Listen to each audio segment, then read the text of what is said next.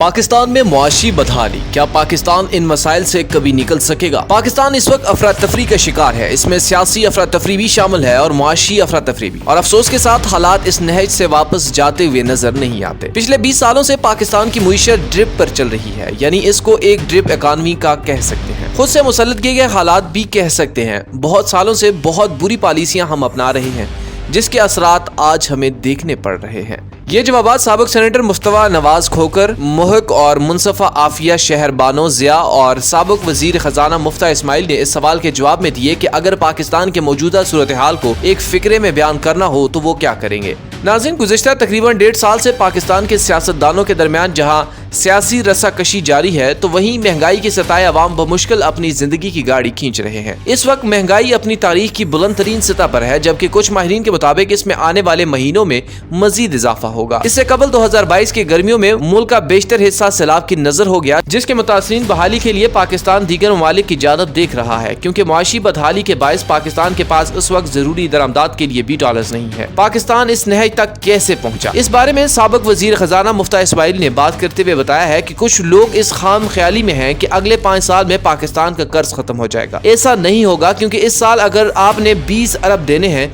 तो आपके पास तो नहीं, आप कहीं और से कर्जा लेकर देंगे। तो बुनियादी तौर पर आप इतने साल में किसी एक मुल्क से कर्ज लेकर दूसरे मुल्क को लौटा रहे हैं, या किसी एक इदारे जैसे कि वर्ल्ड बैंक से कर्ज लेकर एशियाई तरक्याती बैंक को दे रहे थे। उन्होंने कहा कि आप इस बात को ऐसे समझ लें कि पाकिस्तान की तारीख में से सिर्फ 4 साल छोड़कर हर साल पाकिस्तान तजारती खसारे में जाता रहा है। दीगर ममालिक से ज्यादा चीजें खरीदता और उन्हें कम बेचता है। आपको कुछ न कुछ पैसे लेकर गैर मुल्कियों को देने होते हैं, क्योंकि आपके पास तो डॉलर्स नहीं। मुसन्निफ और मुहक्किक आफिया शहरबानो जिया ने इस बारे में कहा है कि टैक्स न जमा करना इस नहज तक पहुँचने की एक और वजह है। दरामदाद ज्यादा है जबकि बरामदाद कम है, जिसके नतीजे में बैलेंस ऑफ पेमेंट के मसाइल आ जाते हैं, जिससे मुराद ये है कि मुल्क की मुईशत माली अद्वयात पर चल रही है, जिससे मरीज को थोड़े अरसे के लिए आराम तो आ जाता है, लेकिन ये कोई इलाज नहीं।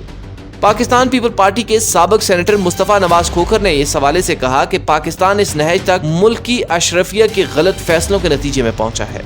उन्होंने ये कहा कि इस मुल्क में फौज के बराह रास्त मुदाखलत रही है। फौज एक अरसे तक इक्तदार में रही, फिर फौज के बिला वास्ता मुदाखलत भी रही, फिर हमने हाइब्रिड निजाम देखा जिसका हालिया दौर में एक तजर्बा किया गया।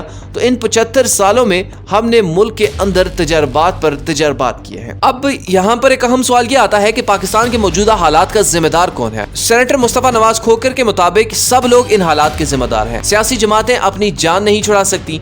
इनके जिम्मे जो इल्जाम आता है वो इन्हें कबूल करना पड़ेगा। अगर इस मुल्क में इस्लाहात नहीं किए गए, या ब्यूरोक्रेसी ठीक नहीं हुई, या रियासत का निजाम ठीक नहीं किया गया, तो सियासतदानों के ऊपर जिम्मेदारी आयद होती है। मुल्क के एस्टेब्लिशमेंट के ऊपर भी जिम्मेदारी आयद होती है कि उन्होंने इस मुल्क में जमहूरियत को पनपने नहीं दिया। पसंद नापसंद की बुनियाद पर अपनी मर्जी के हुक्मरान लेकर आए और इससे एक बहरान पैदा हो गया, और इस बहरान ने मुआशी बहरान को जन्म दिया। मुस्तफा नवाज खोकर ने कहा कि इस हवाले से अदलिया भी जिम्मेदार है कि वो लोगों को इस मुल्क में इंसाफ नहीं दे सकी। अगर आज भी आप कोई सिविल केस फाइल करें तो इंसाफ मिलने में दहाइयां लग जाएंगी। जबकि आफिया ने कहा कि पिछले 20 साल में किसी भी सियासी जमात या माहिर मुआशियात ने कोई हल नहीं निकाला और ना ही कोई बहस की है। इन हालात पर कोई बयानिया नहीं बना और ना ही कोई हल निकल सका है। मुफ्ता इस्माइल के मुताबिक सियासतदान, फौज, अदलिया, ब्यूरोक्रेसी सब मौजूदा हालात के जिम्मेदार हैं। दीगर शराकतदार जैसे कि मौलवी साहिबान हैं, जिन्होंने मिसाल के तौर पर आबादी से मुताल्लिक मनसूबाबंदी को मुतनाज़ा बना दिया।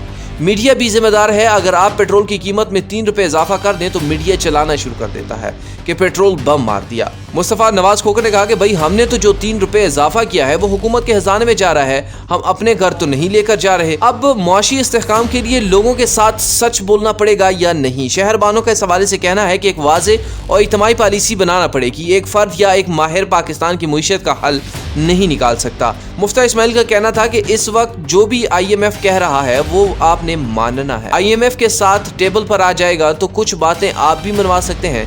गैस महंगी कर लें, बिजली थोड़ी सी महंगी होगी, बिजली में थोड़ी बेहतरी ले आएंगे, डॉलर को छोड़ दें, दिवालिया होने का खतरा जैसे ही कम होगा तो डॉलर खुद ब खुद नीचे आ जाएगा।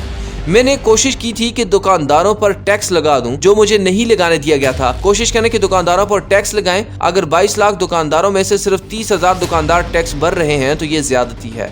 जिनसे टैक्स ले रहे हैं उनसे तो लें, लेकिन अपना टैक्स नेट मजीद वसी करें। और आखिर में शेरबानो ने अपनी बात को ख़त्म करते हुए ये कहा कि ये कोई पहली दफ़ा तो नहीं है कि पाकिस्तान दिवालिया होने के करीब हो। अगर हम माजी से कोई भी सबक सीख सके हैं तो वो हल निकाल सकता है, लेकिन ये कितना देर पर हल होगा इसका इन्हिसार आपके दूरअंदेशी पॉलिसी पर होगा। उन्होंने ये भी कहा कि ये नहीं हो सकता कि आप आर्जी तौर पर ड्रिप से काम चला सकें। अब चैलेंजेस बढ़ गए हैं और शऊर बढ़ गया है।